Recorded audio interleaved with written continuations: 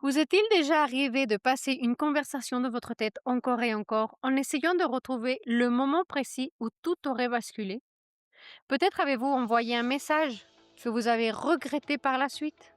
Vous avez attendu trop longtemps avant de répondre. Ou peut-être vous avez dit quelque chose qui semblait beaucoup plus intense de ce que vous vouliez réellement exprimer. Ou peut-être que l'autre personne a tout simplement cessé de répondre. Et depuis cet instant, une seule question se pose. Est-ce que j'ai tout gâché? Ce sont sans doute l'une des questions les plus douloureuses lorsque l'on commence à connaître quelqu'un. Parce qu'au moment où nous sommes convaincus d'avoir commis une erreur, notre esprit commence à réécrire toute l'histoire. Nous cessons de nous souvenir de ce qui s'est réellement passé et nous commençons à imaginer tout ce qui aurait pu arriver. Tout à coup, nous ne souffrons plus seulement de la personne que nous avons rencontrée, nous souffrons surtout du futur que nous avions commencé à imaginer avec elle. Et ce sont deux choses complètement différentes. Aujourd'hui, j'aimerais justement parler de cela. Pourquoi un simple message, une réaction impulsive ou un malentendu peuvent nous donner l'impression d'avoir perdu quelque chose d'extraordinaire. Et surtout, comment arrêter de porter ce poids pendant des semaines, des mois, voire des années. Car bien souvent, le véritable problème n'est pas l'erreur que nous avons commise. Le véritable problème est l'histoire que nous continuons à nous raconter depuis ce jour-là. Bienvenue dans l'offre Accent français.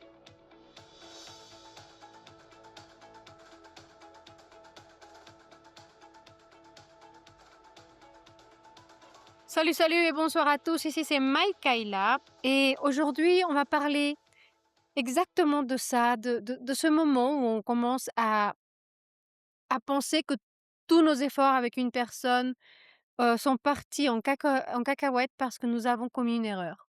Et cette petite erreur ne nous laisse plus dormir, ne nous laisse plus réfléchir, ne nous laisse rien faire d'autre que penser à cette erreur que nous avons commise et comment nous sommes en train de perdre la personne avec laquelle on a commis cette erreur. Vous savez, il y a quelque chose de fascinant dans le cerveau humain. Notre cerveau déteste l'incertitude. Lorsque nous ne savons pas pourquoi quelque chose est arrivé, notre cerveau cherche immédiatement une explication. Le problème, c'est qu'il ne cherche pas forcément la bonne réponse. Il va chercher la réponse la plus rapide. Par exemple, si quelqu'un tarde à répondre à un texto, la première chose qui arrive comme idée à notre cerveau, c'est que cette personne n'est plus intéressée. Si c'est après un rendez-vous et cette personne ne nous a toujours pas contactés, la première chose qui nous vient à l'esprit, c'est tout de suite, j'ai forcément fait quelque chose de travers. Si vous sentez quelqu'un peut être un peu distant avec vous, si cette personne, vous la sentez un peu distante, la première chose qui vous arrive aussi à la tête, c'est j'ai tout gâché. J'ai fait quelque chose et j'ai tout gâché. Et il faut remarquer une chose. Aucune de ces phrases qu'on se dit est un fait. C'est des choses qu'on se dit, mais en fait, on n'a aucune preuve. Ce sont uniquement des interprétations que nous faisons. Mais lorsque les émotions prennent le dessus, nos interprétations commencent à ressembler à des vérités. On les croit et on est convaincu que ces conclusions sont des faits. Comme si nous avions des preuves que nos pensées soient fondées sur des bases totalement solides. Mais le problème ici, c'est souvent que ces pensées-là arrivent avec des gens qu'on ne connaît pas suffisamment, avec des gens où on a commencé à sortir et nous ne connaissons pas vraiment cette personne. Donc, moins on connaît cette personne, notre imagination a plus de disposition à se faire des idées. Parce qu'elle a beaucoup d'espace pour imaginer des choses, pour s'inventer des choses. Et c'est précisément pour cette raison que le début d'une relation peut sembler si difficile. Mais en réalité, nous connaissons encore très peu sur cette personne et cette personne non plus ne connaît pas grand-chose de nous, donc on connaît vraiment très peu de l'un de l'autre. Mais notre imagination, elle, par contre, elle a déjà commencé à écrire la suite de l'histoire. Elle a déjà, fait une histoire par rapport à ce que nous allions faire pendant une semaine. Après cette semaine, les choses allaient marcher tellement bien qu'on allait repartir dans un mois en vacances. Dans ce mois en vacances, on allait, directement aller connaître sa famille et de là, on allait, partir, quelque part, avec des amis et ensuite la demande en mariage et ensuite les enfants et être heureux pour toujours. Le problème, c'est qu'on ne connaît pas la personne. Le problème, c'est qu'on ne sait pas vraiment si cette personne va réagir bien si on a un problème, on la connaît pas, on a peut-être passé, une semaine avec cette personne et notre tête, elle est déjà, l'amour de notre vie. Elle est déjà en train d'être, la meilleure maman, du monde ou même peut-être le meilleur père du monde et cette personne-là, vous l'avez même pas vue déjà, plus d'une semaine. Vous ne la connaissez même pas, vous avez peut-être passé un mois avec cette personne et encore. Et notre tête, elle a déjà fait toute une histoire, un conte de fées. Et c'est justement à ce moment-là que ces difficultés qu'on commence à voir commencent. Et je pense que cela nous est arrivé parce que nous tous, on a, des rêves. On a envie de trouver quelqu'un et c'est facile de rencontrer quelqu'un, d'avoir une conversation fluide et de commencer à avoir une possibilité avec quelqu'un. Et on commence à sentir un peu de chimie aussi. On sent que cette personne, elle connecte avec nous. Et après seulement quelques rendez-vous, on commence à se projeter, sans même que nous sommes en train déjà d'imaginer toute une vie avec cette personne. Et c'est là le problème. Parce qu'on commence à imaginer cette relation. Mais d'un côté, c'est un peu normal qu'on imagine des choses, puisque c'est normal. On pourrait pas rêver si on n'imaginait pas des choses. Mais malheureusement, ce qui est étonnant ici, c'est que rien de ce qu'on imagine, rien de ce qu'on rêve, rien de ce qu'on dit que ça y est, on va finir par partir en vacances avec cette personne, va me présenter ses parents et un mois après, c'est la demande en mariage. Est déjà arrivé, c'est juste notre imagination et je veux être très claire avec ça. C'est notre imagination, c'est nos rêves, c'est nos envies. Mais pourtant, émotionnellement parlant, ça semble déjà super réel. Comme si cette chose était déjà arrivée. Et notre esprit possède une capacité extraordinaire à construire le futur, même des futurs, parce qu'on peut avoir plein d'idées, plein de «Oh, si ça n'a pas marché comme ça, bon, bah, on va prendre notre chemin et ça va marcher par là parce qu'on a pris à droite et ces obstacles-là, on va plus les retrouver» et donc on a beaucoup de chemin pour réussir à avoir cette histoire d'amour avec la personne qu'on connaît à peine et c'est vraiment d'une force extraordinaire. Mais c'est ça qui peut devenir dangereux parce que ça peut littéralement devenir un piège. Parce que lorsque cette connexion disparaît, nous n'avons pas l'impression d'avoir perdu seulement 2 ou 3 rendez-vous, on a l'impression d'avoir perdu tout un futur que nous avons déjà imaginé avec cette personne. Un futur qui n'existe pas, parce que évidemment c'est le futur. Mais on a tellement mal de perdre cette idée qu'on ne se rend pas compte que c'est pas encore quelque chose de réel parce qu'on n'a même pas passé un mois avec cette personne. Et voilà pourquoi la douleur paraît souvent disproportionnée par rapport à la situation. Nous ne perdons pas seulement la personne, nous perdons une possibilité que nous avons envie d'avoir parce que nous avons déjà imaginé un futur énorme avec cette personne. Et comme nous avons perdu une possibilité, nous commençons aussi, à un certain moment, à confondre la possibilité avec la réalité.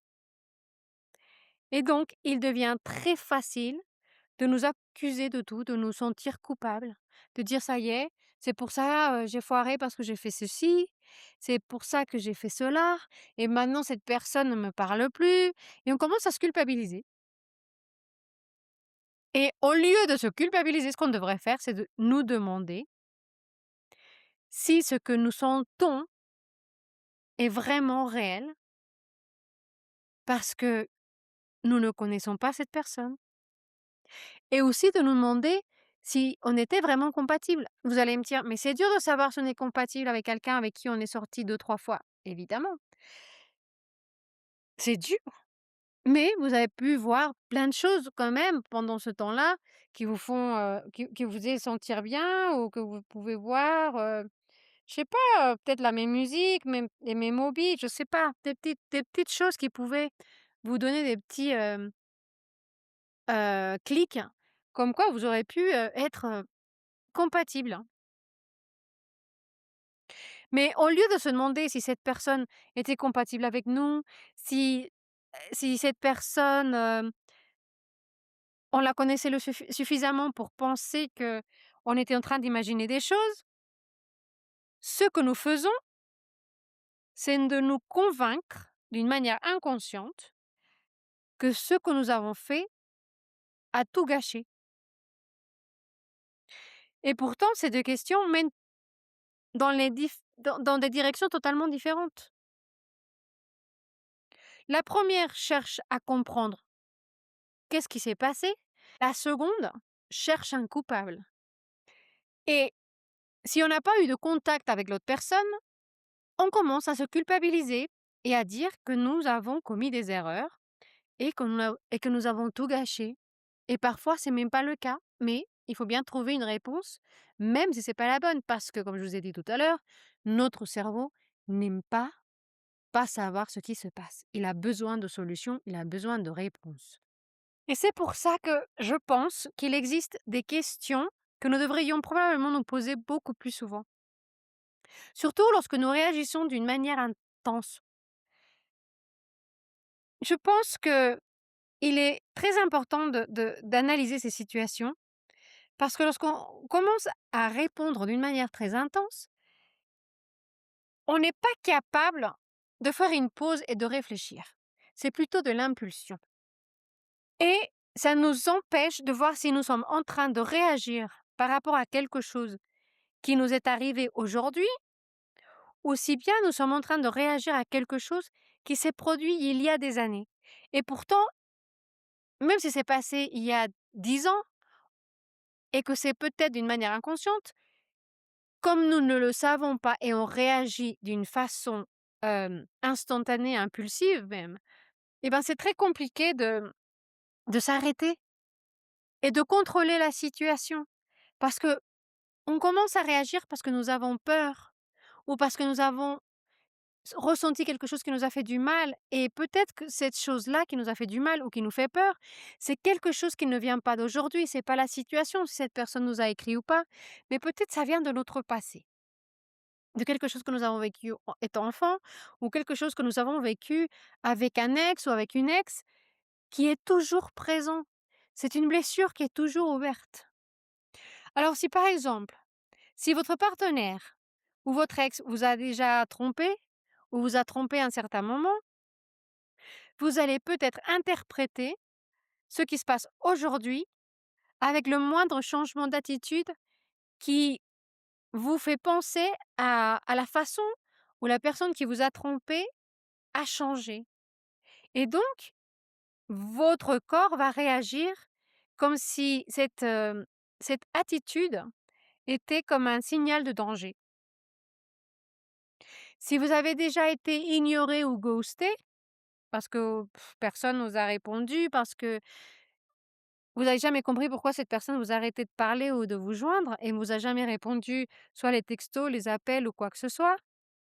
Un silence peut devenir vraiment insupportable et ça vient de là, de la façon où nous sommes en train d'interpréter la façon où notre partenaire ou la personne avec qui on sort depuis un mois ou la personne avec qui on est en train de d'avoir une relation commence à agir, nous rappelle d'une manière peut-être consciente ou inconsciemment la façon où notre, partenaire réagissait à ce moment-là ou se comportait à ce moment-là.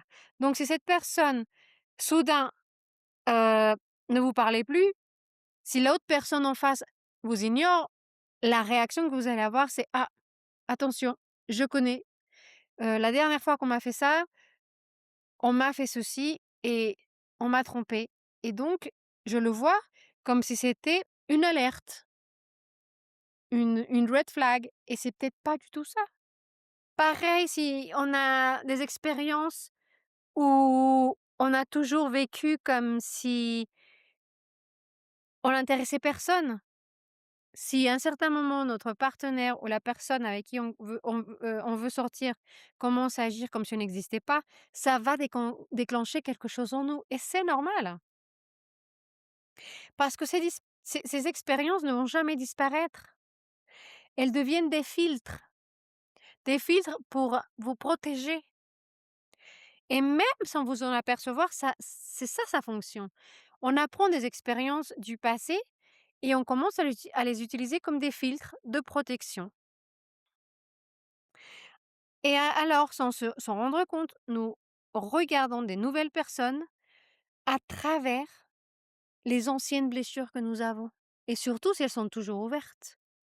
Mais le problème, c'est qu'on ignore totalement qu'elles sont comparées à quelqu'un qu'elles n'ont pas encore rencontré ou qu'on ne connaît pas suffisamment bien.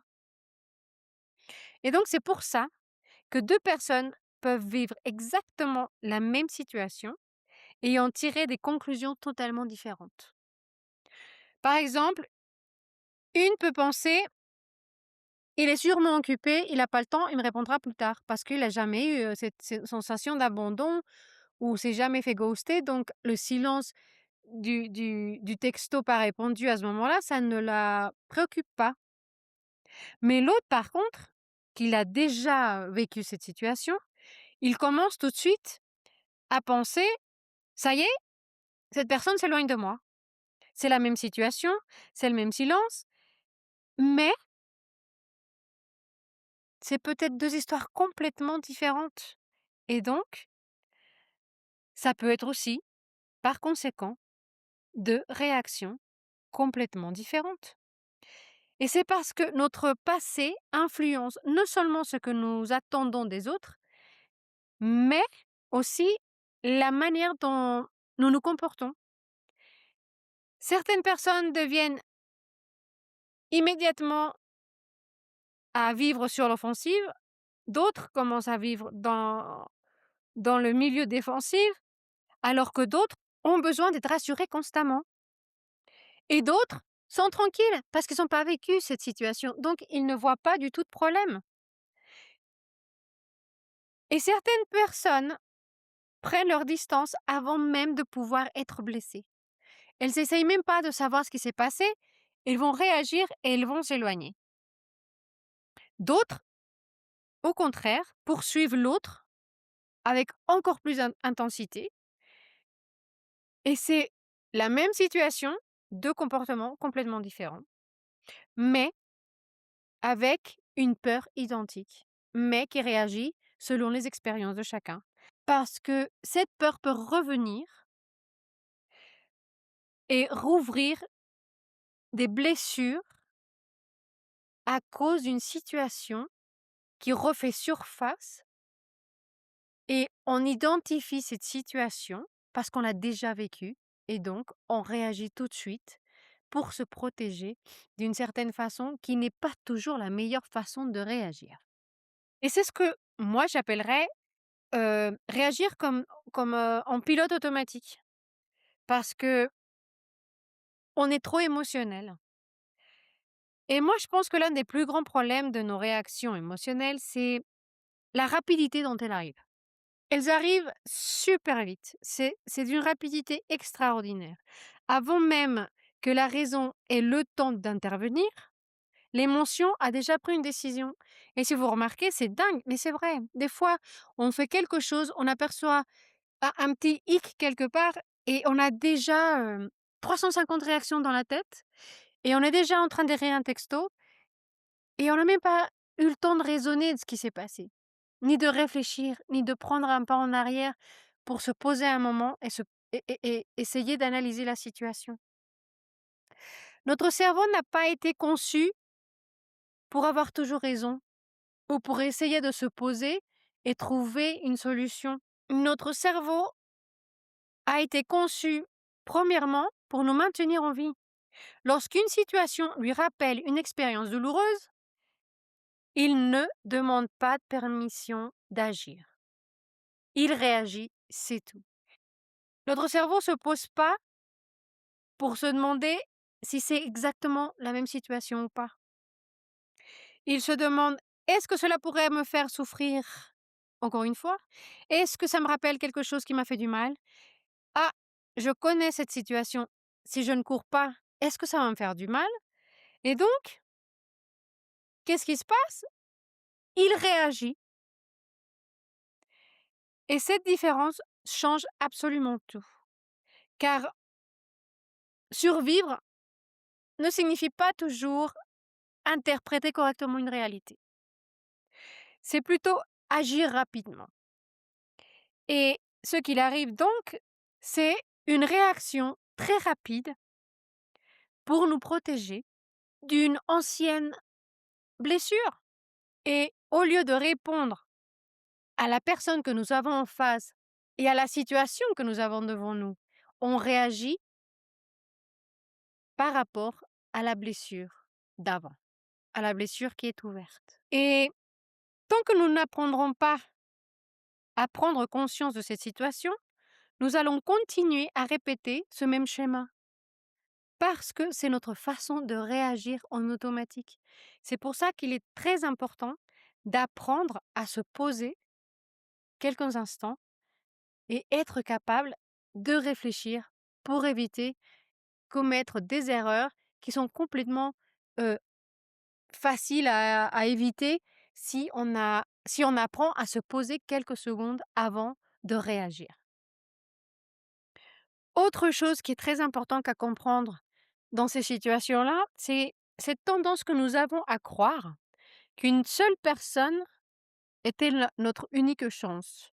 C'est-à-dire qu'on trouve quelqu'un et on pense que c'était la seule chance que nous avions pour trouver euh, la femme de notre vie ou l'homme de notre vie. Et il existe d'autres raisons pour lesquelles il est parfois si difficile de tourner la page lorsqu'on commet une erreur. Bien souvent, c'est parce que nous sommes convaincus que cette personne représentait notre unique chance d'être heureux ou d'être heureuse.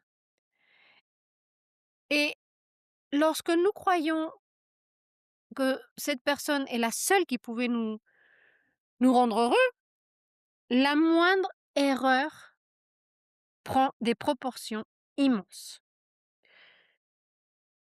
Nous ne nous disons plus: «Cette relation n'a pas fonctionné, il y a quelque chose qui n'a pas marché et donc bon, je continue ma vie, c'est pas grave». On se dit: «Je viens de perdre la personne avec qui j'allais construire le reste de ma vie. Je viens de perdre cette histoire incroyable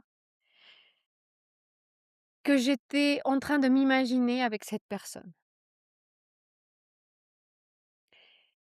Et c'est vraiment quelque chose de très, très lourd à porter. Parce que j'aimerais vous inviter à réfléchir à quelque chose. Si une seule erreur suffit à vous faire croire que vous avez perdu tout votre avenir avec une personne, ou toute votre vie parce que vous n'avez pas réussi à être avec cette personne. Je pense que le problème n'est peut-être pas la personne en face de vous. Peut-être que c'est le poids immense que vous avez déjà placé sur cette relation qui commence à peine. Car les relations solides, une vraie relation solide, ne repose pas sur la perfection. Toute personne, tout être humain va commettre des erreurs. Mais on doit comprendre aussi que si l'autre personne ne peut pas nous pardonner une erreur, c'est peut-être que cette personne n'est pas la bonne pour nous. Et aussi, on doit comprendre que les relations reposent sur la communication, sur la compréhension, sur la patience. Et si la personne en face de nous n'a pas la capacité de nous écouter, de nous comprendre, d'avoir de la patience, de réparer, de nous aider à réparer peut-être quelquefois nos blessures lorsque quelque chose se passe mal, ou d'essayer de comprendre pourquoi nous avons agi de telle manière ou de telle autre, comme vous l'avez déjà peut-être prévu dans votre esprit parce que vous avez déjà inventé toute une histoire merveilleuse par rapport à cette personne, peut-être que cette relation n'est pas pour vous. Et peut-être que c'est pas une erreur cette relation, peut-être que c'est carrément, hem, une information qui vous dit que cette personne n'est pas pour vous. Moi, je pense que la personne qui veut être avec vous est une personne qui est capable de vous écouter, de vous comprendre, de vous pardonner et de tourner la page et continuer à écrire quelque chose de nouveau avec vous. Pas de rester coincé à quelque chose qui s'est peut-être produit et qui était peut-être pas aussi grand, parce que des fois, il y a des erreurs qui sont très grandes, mais des fois, c'est des toutes petites erreurs parce que nous avons réagi par rapport à nos expériences, par rapport à nos peurs. Et si cette personne que vous voulez avoir, dans votre vie et avoir une relation avec ne peut pas survivre à la moindre erreur, elle aurait probablement eu beaucoup de mal à traverser les véritables défis, que vous allez avoir dans une vie commune, ou dans une vraie relation. Donc oui, il faut apprendre de ses erreurs, sans laisser cette erreur vous définir. Parce qu'imaginons maintenant une chose. Imaginons que oui, vous avez vraiment commis une erreur. Peut-être vous avez déjà réagi trop vite. Peut-être que vous avez fait une mauvaise interprétation de la situation. Peut-être que vous avez répondu sans réfléchir sur l'effet de peur, de cette peur que vous avez, au lieu de répondre d'un endroit calme. Et maintenant, tout est fini. Et malheureusement, la plupart des gens tombent dans un extrême à l'autre. Soit ils sont persuadés que tout est la faute de l'autre, parce qu'il n'a pas répondu, donc j'assume pas mon côté de responsabilité. Soit il est persuadé qu'ils ont tout détruit et d'avoir gâché une occasion en or avec cette personne unique. Et pour être honnête, aucune de ces 2 positions permettent vraiment d'avancer. Parce que si on se dit tout le temps: «Tout est de sa faute», on risque de rien apprendre. On risque de pas avancer et notre erreur ne va rien changer parce que de toute façon, c'est pas notre faute, c'est pas notre responsabilité. Donc on se lave les mains, il y a rien à apprendre, on continue à faire les mêmes erreurs. Mais par contre, si on se dit aussi: «Tout est de ma faute», eh ben, nous allons porter un poids qui ne nous appartient pas, entièrement. Le véritable changement commence avec des questions beaucoup plus utiles, avec des petites actions, petit à petit, en changeant certains schémas de notre vie. Et pour faire ça, il faut se poser des questions utiles. Par exemple, quelle est la part de moi qui agit ou réagit dans une situation comme celle-ci? Par exemple, la réaction de ne pas recevoir un message. Qu'est-ce qui se réveille en moi qui me fait réagir de cette manière? et de se poser aussi la question suivante: «Quelle situation dépend vraiment, mais réellement de moi?» Et c'est pas des questions pour vous punir ou pour que vous commenciez à avoir honte, mais c'est des questions qu'on doit se poser pour grandir et apprendre à réagir de manière différente.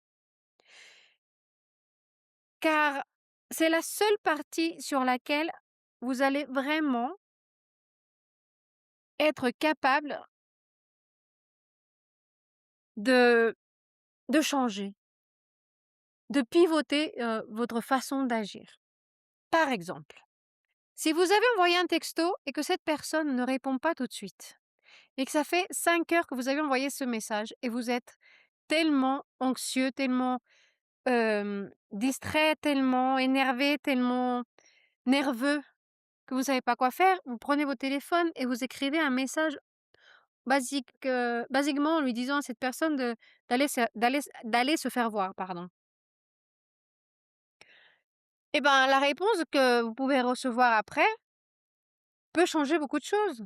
Mais c'est parce que vous avez réagi d'une situation où vous n'étiez pas en train de réfléchir à ce que vous êtes en train de dire, c'est une impulsion. Mais il faut être clair qu'un message envoyé sous un coup d'émotion, d'anxiété ne définit pas qui vous êtes. Et une mauvaise réaction ne dit rien de votre capacité d'aimer non plus. Une erreur ne décide pas, non plus l'avenir de toutes nos relations, de toute notre vie. Évidemment, nous sommes des êtres humains, nous sommes des êtres imparfaits et nous allons tous commettre des erreurs. La seule différence vient de la façon dont nous allons réagir, de ce que nous décidons de faire.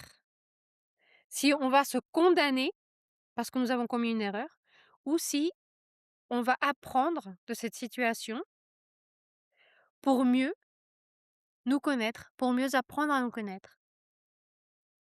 Et surtout, je pense qu'il faut apprendre, comme j'ai dit, à prendre du recul, à respirer un peu avant de réagir, à envoyer un texto ou à faire quelque chose. Parce que si on prend 3 petites secondes, on peut vraiment changer le message, la forme du message que nous voulons envoyer. Au lieu d'être un message agressif ou un message qui envoie, balader l'autre, peut vraiment changer et devenir quelque chose de plus intelligent, je vais dire. Parce que vous avez eu le temps de dire: «Bon, oui, je me sens de cette manière, oui, je suis stressée, oui, je suis confuse, oui, j'ai peur, mais si moi je reçois un message comme ça, j'aimerais pas, peut-être que ma réaction serait plutôt violente. Donc, je pourrais peut-être trouver une solution et envoyer ce même texto d'une manière beaucoup plus douce, beaucoup moins agressive et qui transmette vraiment ce que je ressens sans insulter l'autre peut-être, je sais pas le message que vous avez envoyé, mais ça peut être un message, violent ou insultant.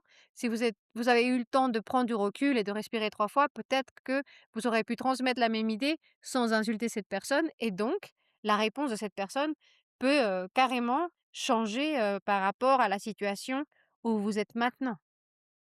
Et surtout, dans les histoires avec des personnes que nous sommes en train de connaître et que franchement, cette histoire existe plutôt dans notre imagination que dans la vie réelle, hein. Et souvent après une déception, lorsque par exemple le message que nous n'avons pas reçu, il est facile de croire que nous avons perdu quelqu'un d'exceptionnel parce que dans notre tête, cette personne est exceptionnelle. Mais laissez-moi encore une fois vous poser une question. Êtes-vous vraiment certain que cette personne est la bonne, hein, si vous la connaissez à peine? Avez-vous vraiment eu cette connexion, chimique, avec cette personne? Avez-vous vraiment eu ces conversations, importantes avec cette personne et vous pouvez vraiment vous dire que vous aimez cette personne?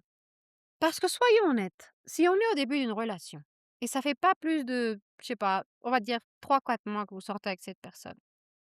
Vous ne la connaissez pas très bien cette personne et les vraies informations que nous avons, c'est que vous aimez parler avec cette personne. Oui, c'est un fait. Vous avez aussi que vous avez envie de continuer à découvrir et à connaître cette personne. Mais soyez honnête, pouvez-vous vraiment me dire que vous savez avec certitude comment votre relation avec cette personne allait être dans 6 mois? Pouvez-vous me dire vraiment que vous êtes tellement amoureux de cette personne, que vous êtes totalement conscient et vous savez avec toute preuve dans les mains que cette relation dans 6 mois allait être la relation de votre rêve? Est-ce que vous savez comment cette personne réagit dans les moments difficiles, dans les moments de conflit, dans les moments de difficulté, dans les moments de maladie? Comment cette personne réagit quand elle est dans un stress pas possible, dans un stress de travail, dans un stress de n'importe quelle situation? Savez-vous comment cette personne réagit? Savez-vous comment cette personne gère les désaccords? Savez-vous si vous êtes, compatible ou pas avec cette personne? Ou c'est juste cette sensation de folie et de émotion que vous vous faites que qu'on se ressent au début d'une émotion qui passe à ce moment-là et qui vous fait réagir et qui vous fait croire que vous êtes amoureux? Et moi, je peux vous dire quelque chose, honnêtement, vous connaissez si peu cette personne que vous avez aucune idée de ce qui va se passer dans 6 mois. Vous savez pas si dans 6 mois cette personne, va être vraiment, capable de vous donner la relation de vos rêves. Et c'est ça les questions qu'on doit se poser. Être capable de se poser et de réfléchir parce qu'on ne connaît pas ces personnes-là. On ne sait pas du tout comment elles vont réagir ces personnes, dans tellement de choses. Mais c'est cette émotion, cette, situation de feu d'artifice, les papillons dans le ventre, l'incertitude, de qu'est-ce qui va se passer quand je serai en face de cette personne? Est-ce que ça va être une journée merveilleuse et on va passer, des moments inoubliables parce qu'à chaque fois que je la vois, mon cœur bat et je transpire et toutes ces réactions chimiques du corps qui nous donnent ces émotions magnifiques. Mais ça nous dit pas qui est cette personne. Ça nous dit pas comment cette personne va réagir. C'est notre histoire, c'est notre cerveau qui a inventé cette histoire, qui nous fait croire qu'on le sait. Mais en réalité, on ne connaît pas cette personne. Et c'est pour ça que je vous dis qu'on souffre souvent d'une histoire qui n'a jamais eu l'occasion d'exister que dans notre cerveau. Et notre esprit apprend quelque chose de ces idées fixées dans notre cerveau et commence à faire quelques petits souvenirs. Et on prend les petits souvenirs qu'on a eus, je sais pas, du dîner de la semaine dernière, du moment qu'on a passé au pique-nique au Champ de Mars devant la Tour Eiffel. Et notre cerveau construit encore une fois un film. Un film dans lequel tout aurait été tellement parfait.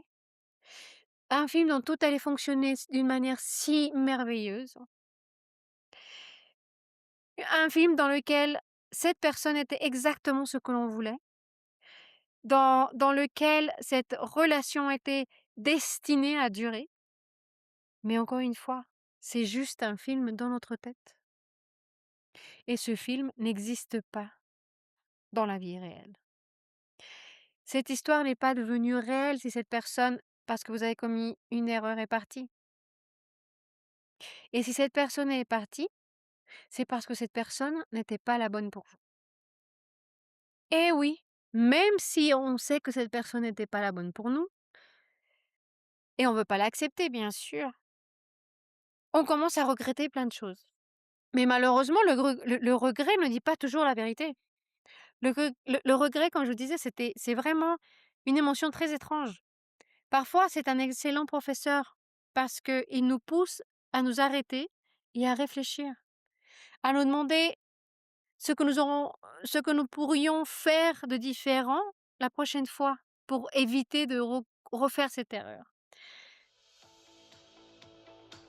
Vous cherchez des conversations vraies sur l'amour, les relations et tout ce qu'on n'ose pas dire. Écoutez Love Acts, un podcast sincère et sans filtre. Disponible en français, anglais, espagnol et portugais. Retrouvez-le sur votre plateforme de podcast préférée. Mais le regret aussi peut nous tromper, parce que ressentir de la culpabilité ne signifie pas automatiquement que nous avons détruit quelque chose de merveilleux. Des fois, on peut ressentir de la honte et ça ne signifie pas non plus que nous avons, perdu l'amour de notre vie, parce que nous nous sommes trompés. Regretter et se sentir triste ne signifie pas non plus que cette personne était forcément la bonne pour nous. Nos émotions sont réelles, je ne dis pas le contraire. On les ressent, c'est vrai. Mais elles ne sont pas toujours objectives non plus. Pensez à toutes les choses que vous ont un jour inquiété et qui ne sont pas finalement des choses qui se sont vraiment produites. Des choses que vous dites: «Ah, comment j'ai pu penser que j'aurais pu finir avec cette personne», par exemple, parce que vous avez, après appris que cette personne peut-être était, pas si merveilleuse que vous le croyez et vous commencez à prendre plein d'histoires, cheloues de cette personne et vous vous demandez, «Oh là là, maintenant que je le vois bien et que je commence à entendre plus de choses de cette personne, comment j'ai pu croire que c'était l'homme de ma vie?» Ça vous est déjà arrivé? Enfin, honnêtement, moi, ça m'est déjà arrivé que je me dis, hein: «Ah, mais qu'est-ce que j'ai vu dans cette personne? Mais franchement, mais je devais être aveugle. Comment j'ai pu croire que cette personne allait être l'amour de ma vie?» Je suis sûre que ça vous est déjà arrivé. Mais comme nos émotions sont réelles à ce moment-là, on se rend pas compte de ces situations-là et avec le temps, on se rend compte que ces idées que nous avions sur ces personnes-là ne se sont jamais vraiment produites et pourtant, on était hyper inquiets par rapport à ce que nous avons fait ou la situation que nous avons vécue avec cette personne.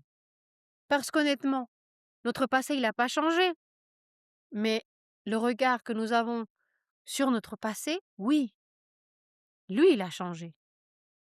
Parce qu'au fil des mois ou des années, hein, la peur que nous avons ressentie à ce moment-là nous parle un peu moins, elle part et la réalité commence à revenir et on commence à la revoir un peu plus chaque jour et c'est pourquoi il est si dangereux de prendre des décisions définitives alors que nous traversons simplement des émotions passagères.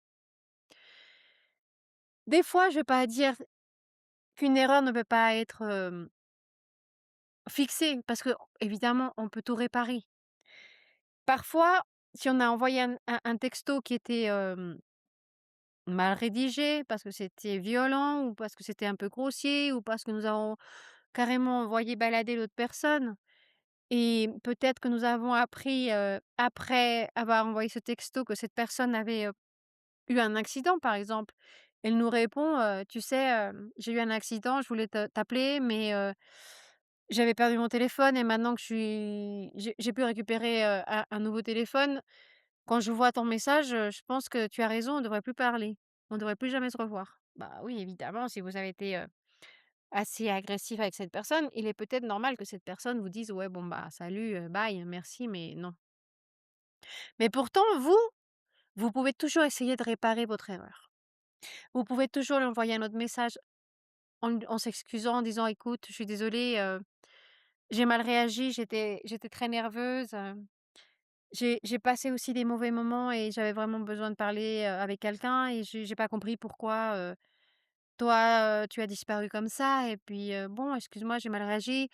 Hem, écoute, je suis désolée pour ton accident. Si tu as besoin de quelque chose et je peux t'aider ou tu as besoin de moi ou tu veux en parler, je suis là, au cas où tu voudrais me parler et me donner une deuxième chance. Je te souhaite une bonne récupération et j'espère qu'à bientôt». Là, vous allez essayer de réparer. Si l'autre personne ne vous répond pas, eh ben, c'est que cette personne n'était pas pour vous. Parce qu'elle vous a pas du tout, pardonné, ni même pas, donné une 2e chance.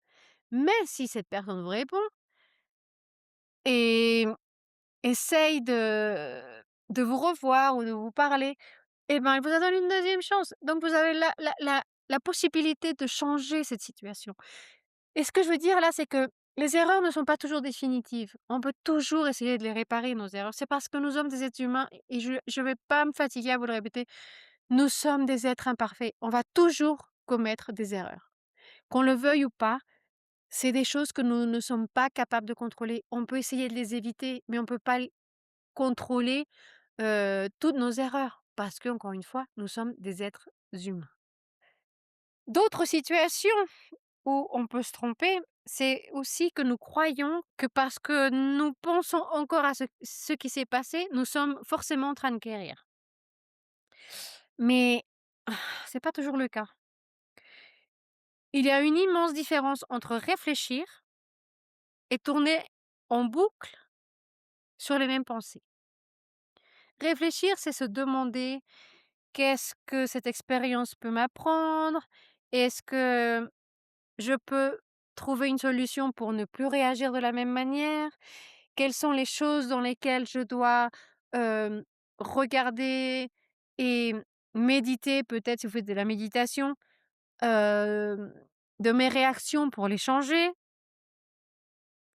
Et autre chose, c'est ruminer constamment sur le même problème sans fin. Par exemple: «Et si j'avais répondu autrement? Et si j'avais attendu un petit peu plus? Et si je n'avais pas envoyé ce message? Et si, et si, et si?» Ben, la 1re question, bah, elle va peut-être vous faire avancer parce qu'au moins vous êtes en train de chercher des solutions pour ne plus réagir de la même manière ou changer quelque chose en vous qui vous déplaît et cetera. Mais la seconde, ruminer sans cesse de ce qui s de ci, de ci, de ci, ah là là, bah, c'est plutôt une prison. Elle vous laisse pas avancer. Vous êtes toujours coincé là, vous voyez pas d'autre solution. Vous vous posez des questions toujours: «Et si, et si?» Mais le et si n'existe pas. C'est quelque chose qui est arrivé, point, c'est passé. On peut pas changer. Et plus de temps on passe à se réécrire ce scénario mentalement de ce qui aurait pu arriver, moins vous êtes capable de reconstruire une autre histoire avec quelqu'un d'autre. Parce que vous êtes toujours coincé dans ce cercle de «et si, et si, et si?» Et vous pouvez rester pendant des années si vous faites pas attention. Parfois chercher des réponses qu'on va pas obtenir, c'est pas une solution. Parce que peut-être que vous allez avoir des réponses, peut-être que vous l'aurez jamais et si vous avez pas de et si vous allez jamais avoir ces réponses, il y a pas moyen d'avancer. Et la seule façon où vous pouvez avancer, c'est de reconnaître que vous n'allez jamais avoir de réponse et de continuer avec votre vie. C'est vraiment la seule manière de guérir. Nous devons apprendre à accepter que parfois, nous n'allons pas avoir de réponse. Et une fois qu'on apprend de notre passé, de nos erreurs, on peut apprendre à respirer, à prendre du recul, à analyser, à arrêter de penser qu'on a toutes les réponses et qu'on sait exactement ce que pense l'autre. Parce qu'on là, on assume souvent ce qui se passe. Par exemple, quand vous avez envoyé ce texto, c'est parce que vous êtes en train d'assumer peut-être que cette personne est en train d'agir comme la personne avec qui vous étiez avant a réagi quand, cette personne vous a trompé. Mais cette personne, peut-être, comme je vous ai dit, a eu un accident et le schéma peut-être se ressemble, mais c'est pas du tout la même histoire. Donc il faut arrêter d'assumer, il faut apprendre à s'arrêter, à respirer et peut-être qu'au lieu de envoyer un message qui peut tout gâcher, on peut peut-être apprendre à envoyer un texto en posant des questions et arrêter d'assumer qu'on sait ce qui se passe dans la tête de l'autre. Et une chose que je veux vous dire aussi, il faut surtout apprendre à nous parler, et je dis bien à nous parler à nous-mêmes d'une manière pour commencer à se soigner, d'une manière qu'on aimerait, que les autres s'adressent à nous. Qu'est-ce que je veux dire par là? Hem, Apprendre à se parler avec gentillesse et arrêter ces méchantes, phrases, qui nous font du mal, et c'est des phrases que nous nous disons à nous-mêmes et qui nous font beaucoup de mal, en fait, parce que ça peut vraiment, nous faire, du mal à notre respect, à notre, façon de nous voir, et il faut arrêter de nous parler de cette façon. Il faut nous parler avec gentillesse. Il faut apprendre à se parler avec de l'amour pour que notre amour propre grandisse et pas au contraire son respect et perdre notre amour propre. Je vais vous donner un exemple. Imaginez que votre meilleur ami vous dit: «Ça y est, j'ai perdu l'amour de ma vie», et que vous lui répondez: «Oui, c'est vrai.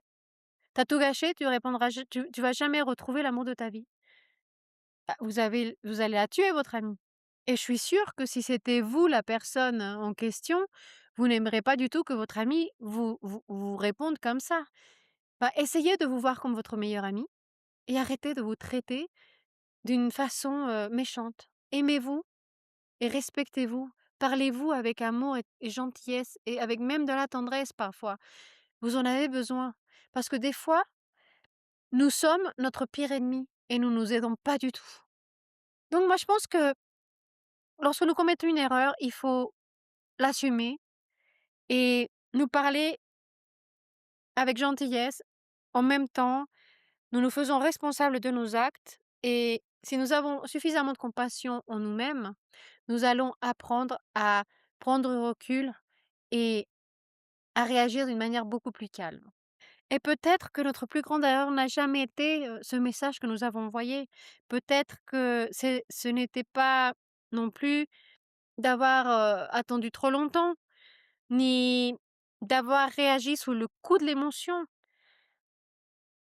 Mais peut-être que notre plus grande erreur a été de laisser un seul instant définir la manière dans laquelle nous nous regardons à nous-mêmes, de la façon dont on se regarde aujourd'hui.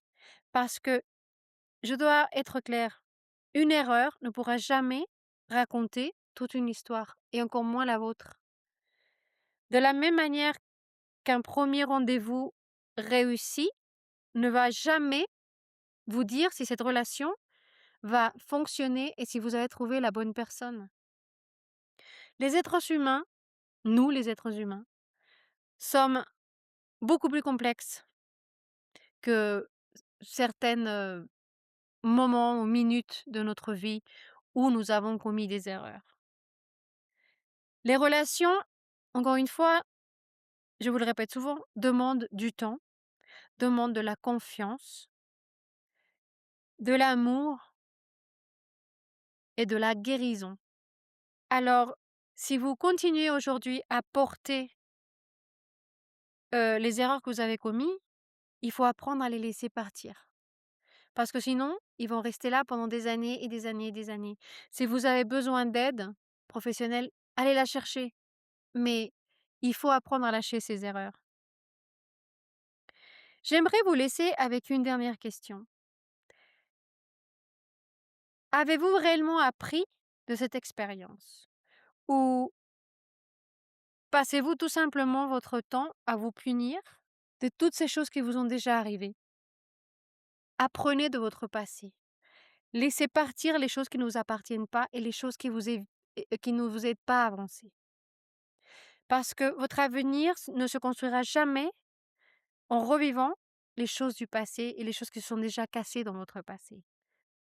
Il va se construire grâce aux décisions que vous allez apprendre à partir de ces situations, et à construire un futur meilleur avec toutes ces choses que vous avez déjà appris.